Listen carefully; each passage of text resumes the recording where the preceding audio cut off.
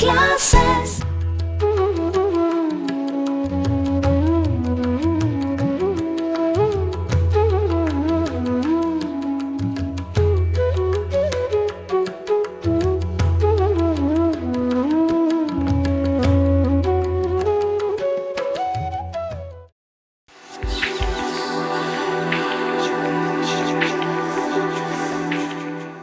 आज हम बात करेंगे मल्टीप्लिकेशन ऑफ वेक्टर्स के बारे में। कल हमने रेजोल्यूशन देखा था।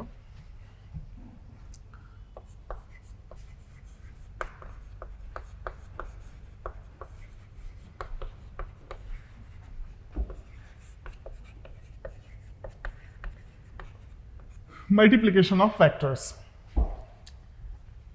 इस पर्टिकुलर टॉपिक में हम दो वेक्टर्स को आपस में मल्टीप्लाई करने की बात करेंगे। तो मल्टीप्लिकेशन ऑफ वेक्टर्स के दो सिग्निफिकेंस होते हैं। पहला, जब दो क्वांटिटीज को मल्टीप्लाई करें तो मल्टीप्लाई करने के बाद जो हमें क्वांटिटी रिजल्ट के फॉर्म में मिलती है, अगर वो क्वांटिटी स्केलर है तो हम उसे स्केलर प्रोडक्ट बोलेंगे और उसका दूसरा नाम है डॉट प्रोडक्ट।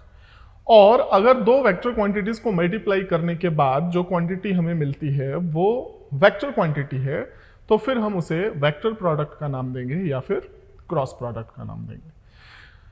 अब ऐसा क्यों है? क्यों दो क्लासिफिकेशन है? एक ही क्वांटिटी के एक बार मल्टीप्लाई होने से पॉजिटिव स्केलर पता चलता है और दो वेक्टर्स को मल्टीप्लाई करने से वेक्टर पता चलता है। इसका सिग्निफिकेंस हम आने वाले चैप्टर्स में समझेंगे। बहुत सारी फिजिकल क्वांटिटीज ऐसी हैं जो दो वेक्टर क्वांटिटीज के मल्टीप्लिकेशन से मिलती हैं और वो होती है स्केलर। जैसे एग्जांपल के लिए वर्क फोर्स और डिस्प्लेसमेंट का प्रोडक्ट होता है, बट वर्क एक स्केलर क्वांटिटी है। लेकिन टॉर्क की अगर हम बात करें तो टॉर्क फोर्स और परपेंडिकुलर डिस्टेंस का मल्टीप्लिकेशन होता है, लेकिन टॉर्क एक वेक्टर क्वांटिटी होती है। तो ये सब सिग्निफिकेंस उन फिजिकल क्वांटिटीज पे डिपेंड करता है जो दो वेक्टर्स के मल्टीप्लिकेशन है और स्केलर है या फिर वेक्टर है। इसलिए मल्टीप्लिकेशन ऑफ वेक्टर्स को हम दो तरीके से कैटेगराइज करेंगे। पहला बोलेंगे हम वेक्टर प्रोडक्ट और क्रॉस प्रोडक्ट।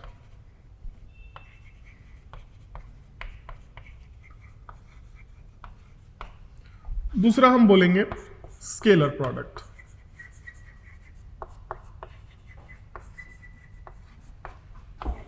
और डॉट प्रोडक्ट। इस पर्टिकुलर टॉपिक में हम दोनों प्रोडक्ट्स को कैलकुलेट करना सीखेंगे। इनका सिग्निफिकेंस क्या है, कौन सी क्वांटिटीज स्केलर प्रोडक्ट फॉलो करती हैं, कौन सी वेक्टर प्रोडक्ट फॉलो करती हैं, ये हम अपकमिंग चैप्टर्स में ध्यान से समझेंगे। तो वेक्टर की दो प्रोडक्ट वाली दो कैटेगरीज को समझने के लिए एक छोटा सा एग्जांपल लेते हैं। हमारे पास एक वेक्टर है वेक्टर ए और एक दूसरा वेक्टर ले लेते हैं वेक्टर बी। इसका मैग्नीट्यूड हम b मान लेते हैं। थोड़ी देर के लिए इनके बीच में एंगल थीटा मान लेते हैं। अगर हम b वेक्टर के दो कंपोनेंट्स बनाते हैं, एक कंपोनेंट a के पैरेलल बनाते हैं तो ऑटोमेटिकली रेक्टेंगुलर कॉन्सेप्ट के हिसाब से दूसरा कंपोनेंट परपेंडिकुलर बनेगा। तो b का अगर हम a के अलोंग वाला कंपोनेंट लेते हैं तो इसे हम b cos थीटा कहेंगे, और b का अगर हम a के परपेंडिकुलर कंपोनेंट लेते हैं तो इसे हम b sin थीटा कहते हैं। अब यहां से प्रोडक्ट को समझना और याद रखना थोड़ा आसान होगा। जब हम किसी पर्टिकुलर वेक्टर का कंपोनेंट लेते हैं अलोंग एन अनदर वेक्टर और उस कंपोनेंट का उस वेक्टर के साथ मल्टीप्लिकेशन करते हैं तो वो स्केलर प्रोडक्ट कैटेगरी में आता है। तो अगर हम स्केलर प्रोडक्ट की बात करें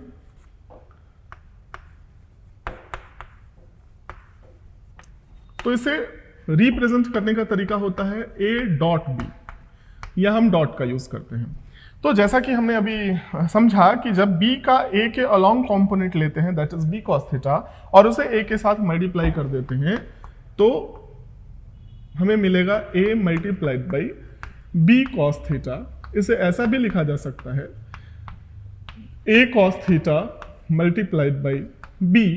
मतलब इसका ये हुआ कि अगर हम b के कंपोनेंट्स ना लें, a को रिजॉल्व करें, तो a का b के अलोंग जो कंपोनेंट होगा वो a cos थीटा होगा और दूसरा कंपोनेंट इधर कहीं परपेंडिकुलर a sin थीटा होगा।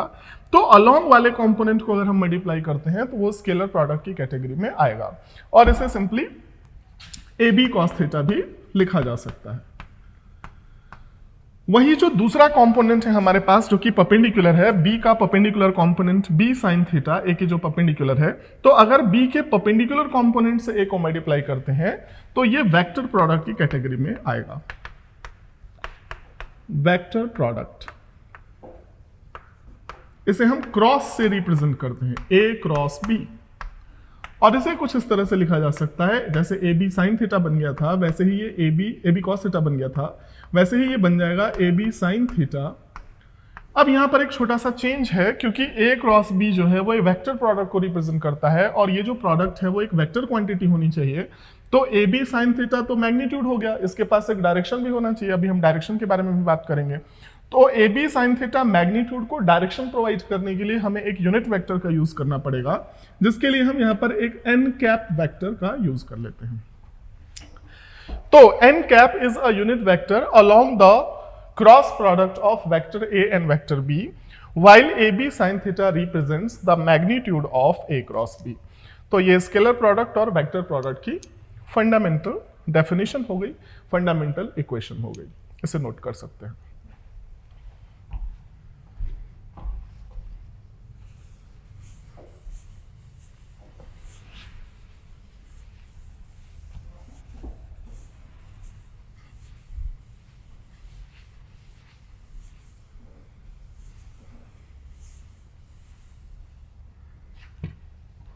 अब हम वन बाय वन इनके बारे में थोड़ा डिटेल में बात कर लेते हैं।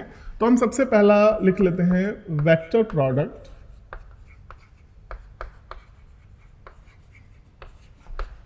और क्रॉस प्रोडक्ट।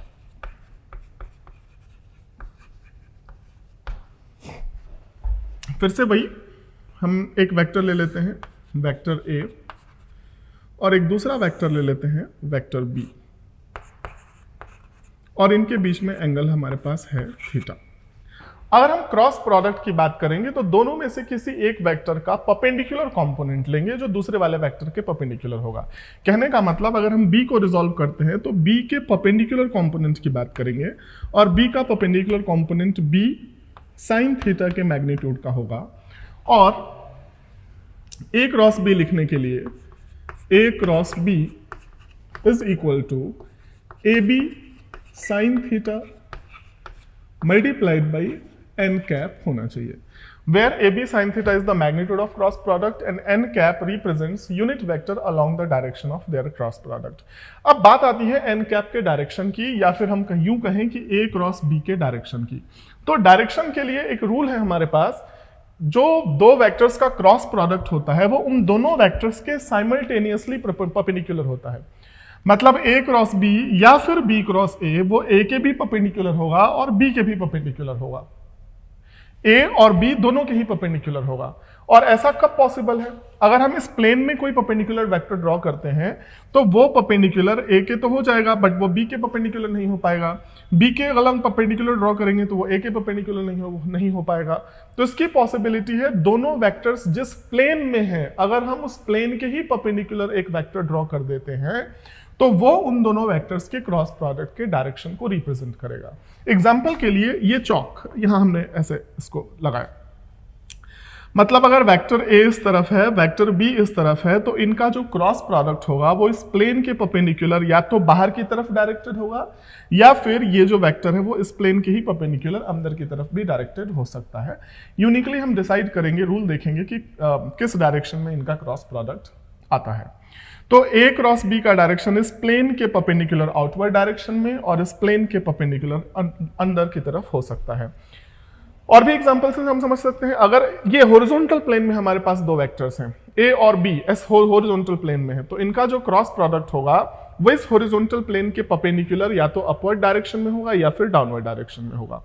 बिल्कुल वैसे ही अगर हम यहाँ कोई प्लेन ले लेते हैं और इस प्लेन में दो वेक्टर्स कंसिडर कर लेते हैं A और B, तो इन दोनों वेक्टर्स का जो क्रॉस प्रोडक्ट होगा वो इस प्लेन के परपेंडिकुलर या तो इस तरफ डायरेक्टेड होगा या फिर इस तरफ डायरेक्टेड होगा। तो इससे हमें डायरेक्शन की बात समझ में आ गई, और ये जो एन कैप हमने यहाँ पे अप्लाई किया है वो डायरेक्शन को ही रिप्रेजेंट करता है। एक और बात है इसमें, अगर हम ये ऑर्डर रिवर्स कर देते हैं, अगर B वेक्टर को हम यहाँ लेके आते हैं और A वेक्टर को इस तरफ ले लेते हैं, बी क्रॉस ए की बात करते हैं, तो बी क्रॉस ए का जो मैग्नीट्यूड होगा वो तो ए बी साइन थीटा ही होगा, और क्योंकि ए क्रॉस बी का के अलोंग जो हमने यूनिट वेक्टर कंसीडर किया था दैट वाज एन कैप, इसलिए बी क्रॉस ए का जो यूनिट वेक्टर होगा वो माइनस एन कैप होगा। ये रूल होता है। मतलब ए क्रॉस बी और बी क्रॉस ए दोनों के मैग्नीट्यूड तो सेम है, मतलब हम इस तरह इसे यूं लिख सकते हैं, a cross b mod of B cross a, दोनों के मैग्नीट्यूड तो सेम है बट दोनों के डायरेक्शंस ऑपोजिट होते हैं, इसलिए हम कह सकते हैं a cross b is equal to minus of B cross a. अगर हम मॉड नहीं लगाते हैं तो फिर हमें माइनस साइन के साथ इक्वेट करना होगा। अगर कहीं स्टेटमेंट ऐसा लिखा है a cross b is equal to b cross a, यहां पर एक और बात ध्यान देने वाली है कि हम ए और बी दो नॉन जीरो वेक्टर्स की बात कर रहे हैं, मतलब दोनों में से कोई नल वेक्टर नहीं है, नॉन जीरो वेक्टर्स हैं। वैसी कंडीशन, उस कंडीशन में ये सारी इंफॉर्मेशंस वैलिड होती हैं। तो अगर a cross b is equal to b cross a लिखा हुआ है तो ए क्रॉस बी और बी क्रॉस ए कभी भी इक्वल नहीं हो सकते अगर इन दोनों में से कोई भी वेक्टर नल वेक्टर नहीं है। तो नल वेक्टर से होगा क्या कि जीरो हो जाएगा, फिर हम डायरेक्शन के बारे में बात ही नहीं कर पाएंगे। तो ये जो स्टेटमेंट है ये फॉल्स स्टेटमेंट है और ये वाला स्टेटमेंट ट्रू है, और अगर हम इसे ट्रू करना चाहें तो नॉट इक्वल्स टू लगा सकते हैं। अब ये स्टेटमेंट ट्रू हो गया। तो ये क्रॉस प्रोडक्ट की फंडामेंटल डेफिनेशन है। A cross b a B sine theta n cap, b cross a reverse हो जाता है माइनस एन कैप हो जाता है, मैग्नीट्यूड दोनों के सेम होते हैं, इसे हम यहाँ ऐसे भी लिख सकते हैं ए बी साइन थीटा, और दोनों के मैग्नीट्यूड सेम और डायरेक्शन ऑपोजिट होने की वजह से उनका कंपैरिजन या इक्वेशन बनाना हो तो a cross b is equal to minus b cross a लिख सकते हैं, या फिर हम इस माइनस साइन को इधर भी लिख सकते हैं, और a cross b is not equal to b cross a. ये फंडामेंटल डेफिनेशन हो गई, इसे नोट कर सकते हैं।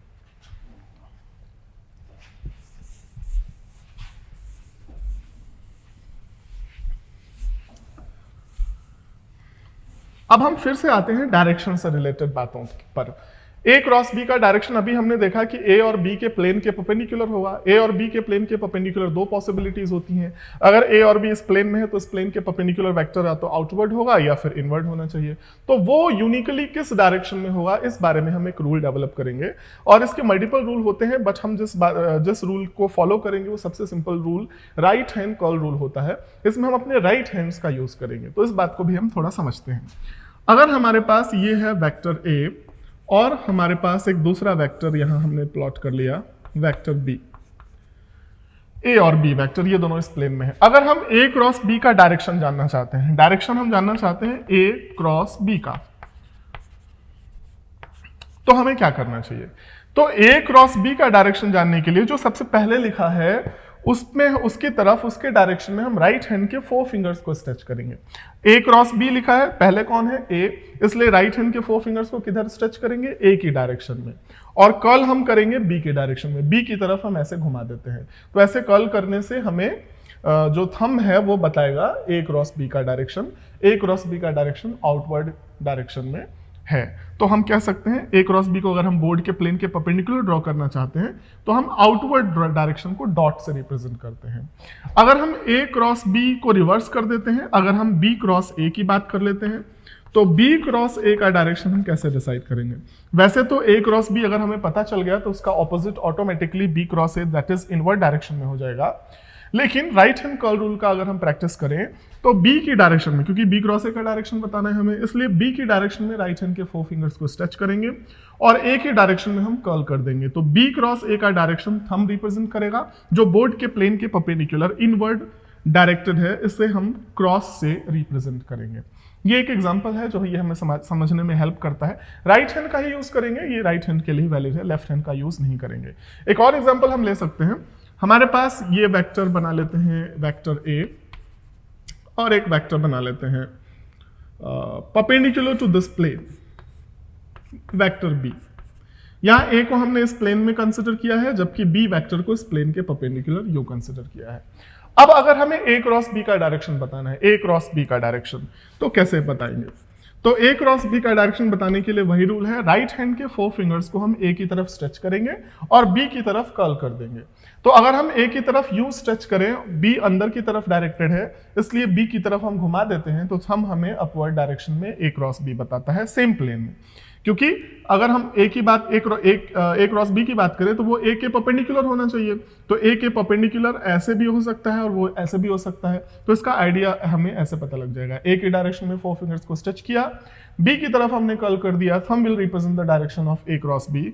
तो अगर हम ए क्रॉस बी को बनाना चाहें तो ए के परपेंडिकुलर हम ऐसे, इसे हम ए क्रॉस बी का डायरेक्शन बना सकते हैं। अगर हम बी क्रॉस ए का डायरेक्शन बनाना चाहें तो ऑटोमेटिकली इसके नीचे हो जाएगा, ऑपोजिट हो जाएगा। और अगर हम राइट हैंड का यूज करना चाहें तो बी का डायरेक्शन इनवर्ड है, इनवर्ड हमने स्ट्रेच किया, और ए का डायरेक्शन इस तरफ है, ऐसे हमने थंब को घुमा दिया, कर्ल कर दिया राइट हैंड के 4 फिंगर्स को, thumb will represent the direction of B cross A, ठीक इसके ऑपोजिट। स्टार्टिंग में थोड़ा बहुत कंफ्यूजन भी रहता है स्टूडेंट्स को कि कैसे स्ट्रेच करेंगे, कैसे कर्ल करेंगे, बट थोड़ी बहुत प्रैक्टिस से आपको ऐसा करने की भी जरूरत नहीं पड़ती है, आप बस लोकेशन और ओरिएंटेशन देखकर उनके क्रॉस प्रोडक्ट का डायरेक्शन इजीली डिसाइड कर पाते हैं। एक और एग्जांपल हम ले सकते हैं, जैसे हमारे पास एक वेक्टर है ए, ये आउटवर्ड डायरेक्शन में है, और एक दूसरा वेक्टर हम ले लेते हैं बी, ये सेम प्लेन में डाउनवर्ड डायरेक्शन में यू। अब अगर हम ए क्रॉस बी का डायरेक्शन जानना चाहते हैं तो क्योंकि ए का डायरेक्शन आउटवर्ड है तो ए की तरफ हमने 4 फिंगर्स को स्ट्रेच किया, बी डाउनवर्ड डायरेक्शन में है, बी की तरफ हमने कर्ल कर दिया, thumb will represent the direction of A cross B, और इसलिए हमें पता चला कि ए क्रॉस बी इसके परपेंडिकुलर इधर कहीं होगा, A cross B. Confusion common सा इसलिए आता है कि कैसे स्ट्रेच करें, कैसे, क्योंकि अगर ए बाहर की तरफ डायरेक्टेड है तो ए की तरफ ऐसे भी राइट हैंड की 4 फिंगर्स हैं, ए बाहर की तरफ डायरेक्टेड है तो ए की तरफ राइट हैंड के 4 फिंगर्स ऐसे भी हो सकते हैं, राइट हैंड के 4 फिंगर्स ऐसे भी हो सकते हैं, तो ये सारे ओरिएंटेशन ए की तरफ ही डायरेक्टेड है।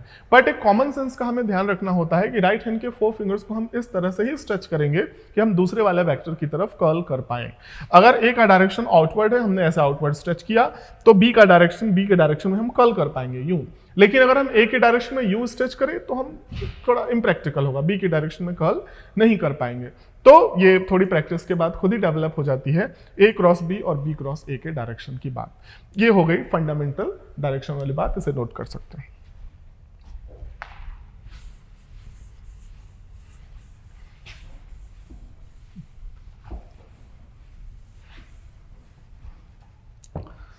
अब जैसा कि हमने लिखा था फिर से लिख लेते हैं, a cross b equals to A B sine theta n cap, where n cap represents the direction of a cross b, a unit vector perpendicular to the plane containing vector a and vector b।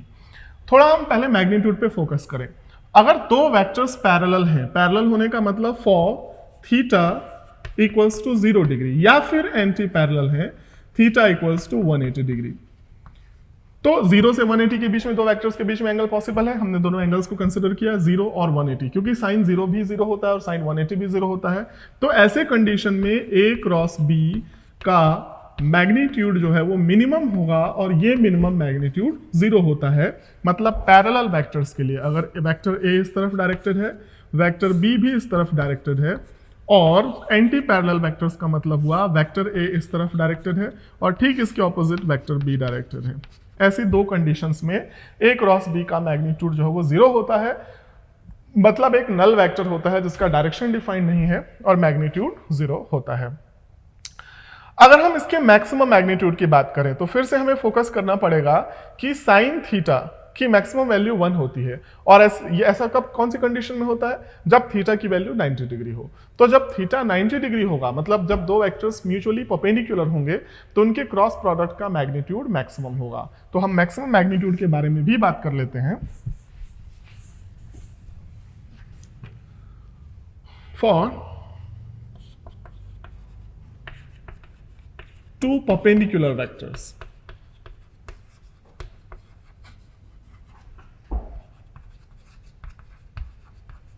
theta equals to 90 degree.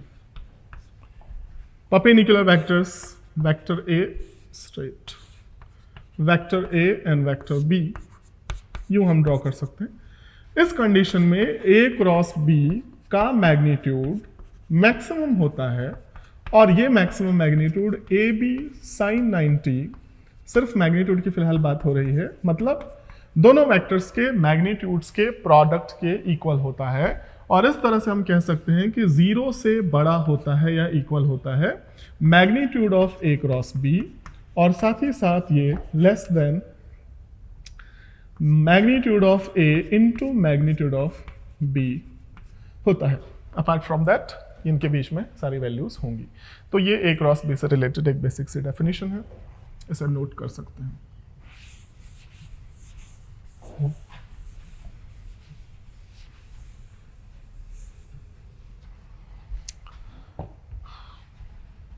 अब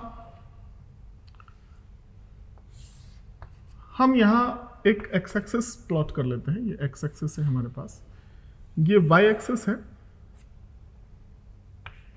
और Z axis को बाहर की तरफ यूं outward, जिसे मैं dot से रिप्रेजेंट कर देता हूं, ये हमारे पास जेड एक्सिस है। अब हम जरा यूनिट वेक्टर्स के बारे में बात कर लेते हैं। एक्स एक्सिस की तरफ जो डायरेक्टेड यूनिट वेक्टर होता है वो होता है आई कैप, वाई एक्सिस की तरफ डायरेक्टेड यूनिट वेक्टर होता है जे कैप, और जेड एक्सिस बाहर की तरफ जो डायरेक्टेड यूनिट वेक्टर होता है वो होता है के कैप, जिसे हम डॉट से रिप्रेजेंट करेंगे। कॉरेस्पॉन्डिंग नेगेटिव साइंस उनके ऑपोजिट डायरेक्शंस को रिप्रेजेंट करेंगे। Minus I cap negative X axis, minus J cap negative Y axis, and minus K cap negative Z axis की तरफ डायरेक्टेड होगा। तो अब जरा हम यूनिट वेक्टर्स के प्रोडक्ट के बारे में बात कर लेते हैं। अगर हम आई क्रॉस आई लिखना चाहें तो क्या होनी चाहिए वैल्यू? ऑब्वियसली अभी अभी हमने बात करी कि दो वेक्टर्स के क्रॉस प्रोडक्ट का, दो वेक्टर्स का जो क्रॉस प्रोडक्ट होता है वो एक नल वेक्टर होता है अगर वेक्टर्स पैरेलल या एंटी पैरेलल हैं। तो आई क्रॉस आई या फिर जे क्रॉस जे या फिर के क्रॉस के, इन तीनों की वैल्यू होती है 0, मतलब यानी कि एक नल वेक्टर। और अगर हम आई क्रॉस जे के बारे में बात करते हैं, आई क्रॉस जे, एक और चीज है इसमें मिस हो गई, किसी भी वेक्टर ए, जैसे ए और बी दो वेक्टर्स हैं वो पैरेलल एंटी पैरेलल हैं तो उनका 0 होना ही चाहिए। साथ ही साथ अगर हम किसी भी वेक्टर का उसके ही साथ क्रॉस प्रोडक्ट करें तब भी वो 0 ही होना चाहिए, क्योंकि दोनों वेक्टर्स सेम ही डायरेक्शन में हैं और उनके बीच में एंगल 0 डिग्री है। अब अगर हम बात कर लेते हैं आई क्रॉस जे के बारे में, तो आई क्रॉस जे क्या होना चाहिए? आई क्रॉस जे का अगर हम देखें evaluation according to basic definition, तो आई का मैग्नीट्यूड होता है 1, जे का मैग्नीट्यूड भी होता है 1 इंटू साइन 90, क्योंकि एंगल इनके बीच में 90 डिग्री का होता है, साइन 90, और हमें यहां पर एक यूनिट वेक्टर लगाना पड़ेगा एन कैप। साइन 90 भी 1 होता है, तो ये पूरी क्वांटिटी 1 हो गई, हमारे पास बच गया एन कैप। इससे हमें क्या पता चला? इससे ये पता चला आई और जे का जो क्रॉस प्रोडक्ट होता है वो भी एक यूनिट वेक्टर होता है। अब हम इस यूनिट वेक्टर के सिग्निफिकेंस के बारे में बात करेंगे। अभी हमने राइट हैंड 4 फिंगर्स से डिसाइड किया यूनिट वेक्टर का डायरेक्शन कैसे डिसाइड होगा क्रॉस प्रोडक्ट के अलावा। तो उसके लिए हमें क्या करना है, आई के डायरेक्शन में 4 फिंगर्स को स्ट्रेच करना है, जे ऊपर की तरफ डायरेक्टेड है, ऐसे कर्ल कर देना है, थंब किधर पॉइंट आउट करें, आउटवर्ड। तो आई क्रॉस जे एक यूनिट वेक्टर होना चाहिए, तो कंफर्म हो गया। और ये रूल हमें बताता है वो unit vector positive Z axis के अलोंग होना चाहिए, और पॉजिटिव जेड एक्सिस के अलोंग यूनिट वेक्टर होता है के कैप। तो इस बात से ये क्लियर हो जाता है कि ये जो एन कैप है वो बेसिकली किसे रिप्रेजेंट कर रहा है, के कैप को। तो ये एक जनरल रूल बन गया, बार बार हमें ना करना पड़े, इसलिए i cross j is equal to k cap, हम उसे याद रखेंगे।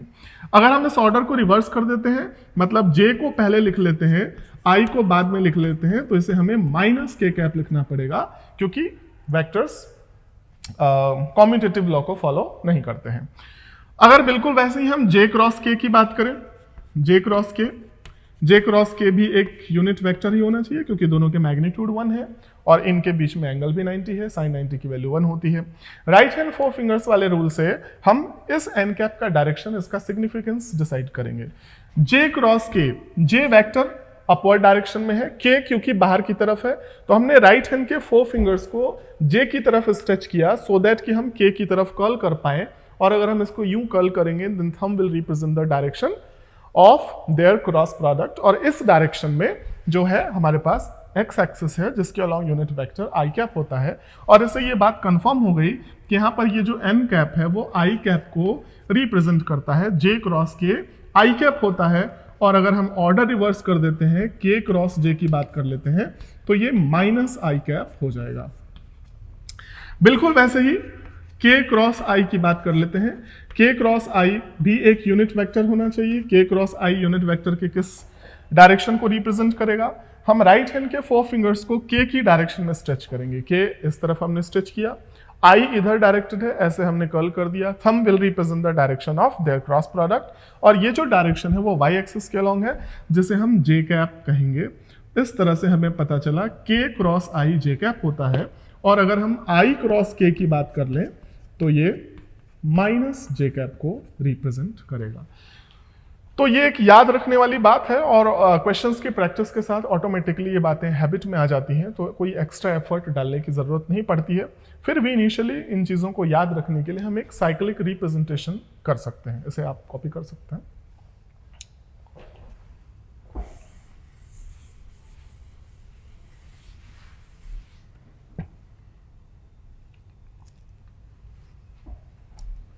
अगर हम यहाँ आई कैप लिख लेते हैं, यहाँ जे कैप लिख लेते हैं, और यहाँ हम के कैप लिख लेते हैं, और एक ऐसा साइक्लिक रिलेशन अगर हम इस्टेब्लिश करना चाहें, तो ये एक ऐसा डायग्राम है जो हमें बताएगा इनके क्रॉस प्रोडक्ट से रिलेशन।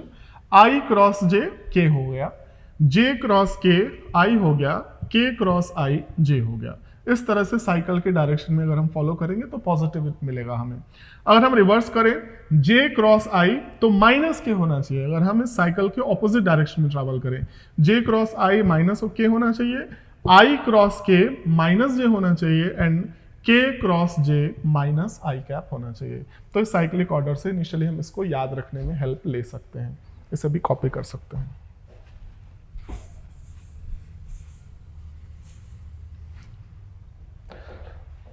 अब हम बात कर लेते हैं दो जनरल वेक्टर्स के क्रॉस प्रोडक्ट के बारे में। अगर हमारे पास एक वेक्टर है x1 i cap plus y1 j cap, और एक दूसरा वेक्टर हम कंसिडर करते हैं vector b x2 i cap plus y2 j cap, तो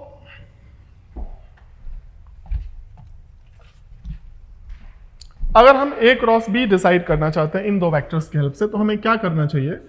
a cross b equals to x1 i cap plus y1 j cap x2 i cap plus y2 j cap, और इसे simply multiply कर देना चाहिए। अगर हम x1 को x2 से मल्टीप्लाई करें तो x1 x2 i cross i होना चाहिए। ऑर्डर हम सेम रखेंगे। अगर हम इसको मल्टीप्लाई करते हैं इससे, तो x1 y2 i cross j, पहले i है तो पहले हम i को ही लिखेंगे, i क्रॉस j। बिल्कुल वैसे ही अगर हम y1 को x2 से मल्टीप्लाई कर देते हैं तो प्लस y1 x2, पहले j है उसके बाद i है, तो यहां पर हम j क्रॉस i लिख देंगे, और फिर y1 y2 plus y1 y2 j cross j। अब इसे थोड़ा सिंप्लीफाई करते हैं। हर बार ऐसा नहीं करना पड़ेगा, ये हम करके देख रहे हैं कि बेसिकली हमें रिजल्ट क्या मिला। क्योंकि i cross i parallel vectors 0 होता है, ये कंप्लीटली 0 हो गया। i क्रॉस j अभी अभी हमने देखा k कैप होता है, तो इसे हम लिख सकते हैं x1 y2 k कैप। बिल्कुल वैसे ही यहाँ पर i क्रॉस j है, यहाँ j क्रॉस i है, ऑर्डर रिवर्स हो गया, इसलिए यहाँ पे माइनस साइन का यूज होना चाहिए। y1 x2 k कैप, और अगर ये j क्रॉस j हम देखें तो फिर से हमें 0 मिला, प्लस 0। इसमें से हम कॉमन कर सकते हैं x1 y2 minus y1 x2, और ब्रैकेट के बाहर आ गया k कैप। ये हमें रिजल्ट मिला। तो ये इंटरमीडिएट स्टेप्स हमें फॉलो नहीं करना पड़ेगा, ये समझने के लिए था। अब हम जरा इसको इन दोनों से रिलेट करने की कोशिश करते हैं। अगर आपको इसमें एक बात बड़ी इंपॉर्टेंट है, सीक्वेंस का ध्यान रखना बेहद जरूरी है। मल्टीपल तरीके से दो वेक्टर्स का क्रॉस प्रोडक्ट किया जा सकता है कैलकुलेट, लेकिन हमें एक पर्टिकुलर टाइप पे फोकस करना है और उसे ही फॉलो करके उसे अपनी हैबिट बनानी है। इससे हम आसानी से क्वेश्चंस को समझ पाएंगे। तो अगर हम a क्रॉस b के बारे में बात करें, हमारे पास दो वेक्टर्स हैं, तो ये दोनों वेक्टर्स कौन से प्लेन में है? ये i और j का एडिशन है तो डेफिनेटली ये xy प्लेन में होगा और ये भी xy प्लेन में है, ये दोनों ही वेक्टर्स xy प्लेन में है। तो इस बात से ये कंफर्म हो जाता है कि इनका क्रॉस प्रोडक्ट xy प्लेन के परपेंडिकुलर होगा और xy प्लेन के परपेंडिकुलर यूनिट वेक्टर होता है k कैप। तो जो आंसर हमें मिलेगा वो प्लस k कैप या फिर माइनस k कैप के टर्म्स में मिलने वाला है, या ऑब्वियसली मिल भी चुका है, ये हम प्रूव भी कर चुके हैं। तो इसको समझने के लिए हम कुछ यूं इस कंडीशन की बात करेंगे, x1 मल्टीप्लाइड बाय y2। सबसे पहले अगर आपको a क्रॉस b कैलकुलेट करना है तो उसकी सबसे ऊपर लिखें a, उसके ठीक नीचे लिख देते हैं हम b, और पहले i कैप और उसके नीचे i कैप, फिर j कैप, उसके नीचे j कैप, सेम सीक्वेंस में लिखेंगे। और मल्टीप्लिकेशन का तरीका अगर आप इसे देखें तो x1 इंटू y2, पहले हम यूं मल्टीप्लाई करेंगे कॉफिशिएंट्स का, x1 मल्टीप्लाइड बाय y2, फिर negative sign minus y1 multiplied by x2, इन दोनों को मल्टीप्लाई करके ब्रैकेट में एक न्यूमेरिकल वैल्यू हमें मिलेगी और इसके बाहर हमें प्लस k कैप लिख देना है। अगर हम इस सीक्वेंस को फॉलो करते हैं तो यहाँ पे लास्ट में प्लस k कैप लिख देना ही ऑटोमेटिकली करेक्ट हो जाएगा। तो इसको हम ऐसे कह सकते हैं, पहले हम यूं मल्टीप्लिकेशन करेंगे x1 y2, उसके बाद हम यूं मल्टीप्लिकेशन करेंगे y1 x2, माइनस कर देंगे दोनों को, और जो i कैप और j कैप यहाँ पे प्रेजेंट है तो जो नहीं है ऐसा कह सकते हैं, मतलब k कैप वो ब्रैकेट के बाहर हम यहाँ पे लगा देंगे, ऑटोमेटिकली वो क्रॉस प्रोडक्ट सही हो जाएगा। तो सेम सीक्वेंस को एक न्यूमेरिकल एग्जांपल से भी समझा जा सकता है।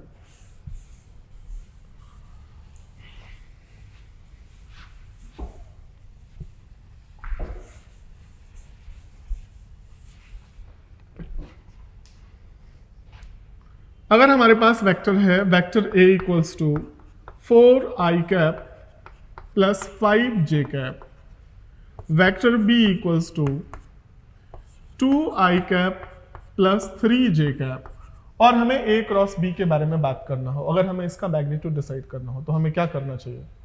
तो अगर हम a क्रॉस b के बारे में बात करें तो 4 इंटू 3 माइनस 5 मल्टीप्लाइड बाई 2, और i कैप j कैप है दोनों में प्रेजेंट, यहां पे simply plus k cap, 12 minus 10 k cap, और हम इसे लिख सकते हैं 2k कैप। मैग्नीट्यूड 2 है और जो डायरेक्शन है वो पॉजिटिव z एक्सिस की तरफ है। अगले वीडियो लेक्चर में हम इसको आगे प्रोसीड करेंगे। Thank you.